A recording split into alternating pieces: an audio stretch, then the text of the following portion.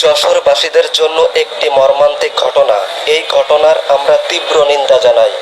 এই ঘটনা এরকম ঘটবে আমরা কখনো কল্পনাও করতে পারি না। সাধারণ জনগণের একমাত্র আস্থা হলো পুলিশ ভাইয়েরা। পুলিশ ভাইয়েরা যদি আমাদের সাথে এরকম করে তাহলে আমরা কোথায় গিয়ে দাঁড়াবো? কালকে ধরে নিয়ে যায় আমাদের বাসার থেকে তারে চুলের মোটি ধরে ফ্যানের সাথে ঝুলাইছে। পুলিশে ওয়ারানি করে আমার মাদক ব্যবসায়ী মানে ধরে ফেলে আমারে বলে ধরছি আমার নাম আর বউরে ধরে নিয়ে বাড়িয়ে লাগছে। পুলিশে ওয়ারানি করে আমার মাদক ব্যবসায়ী মানে ধরে ফেলে গ্রাম ওই এখানে আমি থানায় যাবো সকালে আমার যাইতে দেবে না। আমি এখানে কি হয়েছিল আমারে বলে ধরছি আমার নাম আর বউরে ধরে নিয়ে বাড়িয়ে লাগছে। ওরে আল্লাহ আমার খালা বউ করাইছে পুলিশ দিয়ে।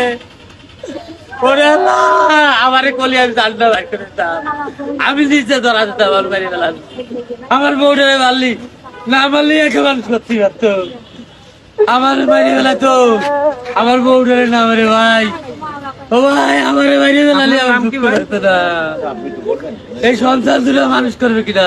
আরে আল্লাহ কি ভাই শিলন দারোগা মারিছে আমার মারে শিলন দারোগা যে অপরাধ করেছে তার সাইডে দিছে আর আমার আম্মুরে নিয়ে মারিছে চুল ফ্যানের সাথে এই করে ফ্যানের সাথে চুল বাঁধতেছে ভাই চুল বাঁধতে ফ্যান চালু করে শিলন দারোগার বিচার চাই আমি ভাই ফ্যানের সাথে চুল বাঁধতে সংসারের সামনে গুঁড়ো চুল হয়েছে ফ্যান করে চালু করেছে আমি অপরাধ করলে আমার নিয়ে যা আমার বউরে লিখান আল্লাহ করে দিচ্ছে আর ওই পুলিশ জানে কি করলো আল্লাহ রে আমার মারে মারে বেলাইছে ছিল আমার মারে মারে বেলাইছে কালকে ধরে নিয়ে যায় আমাদের বাসার থেকে তারে চুলের মোটি ধরে ফ্যানের সাথে ঝুলাইছে 2 চলে থাবাইছে থাবায় তারপরে অনেক টাকা পয়সা আমার আব্বু কিছুদিন আগে ইজি বাইক কিনেছিল একটা সেই ইজি বাইক বেচা টাকা আমার বাড়ি রয়েছে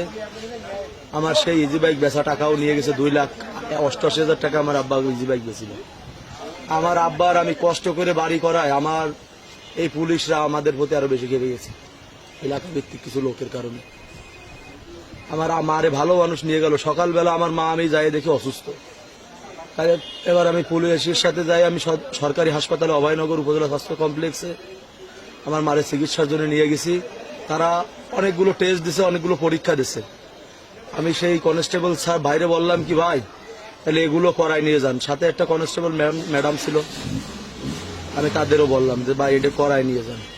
তারা বললো এগুলো জেলখানায় যায় পরীক্ষা নিরীক্ষা করবে না তুমি ওষুধ কিনে দেওয়ার দরকার ওষুধ কিনে দাও এই বলে যখন আবার আমি আমার মারে থানার দিক নিয়ে গেছে গাড়ির থেকে নামা অবস্থায় আমার মা আর নড়তে পারিনি। আমার মা ওই জায়গা থেকে যদি তার হাসপাতালে ভর্তি করতো চিকিৎসা ওই জায়গা থেকে ট্রিটমেন্ট গুলো করতো তাহলে আমার মার কিছু হতো না।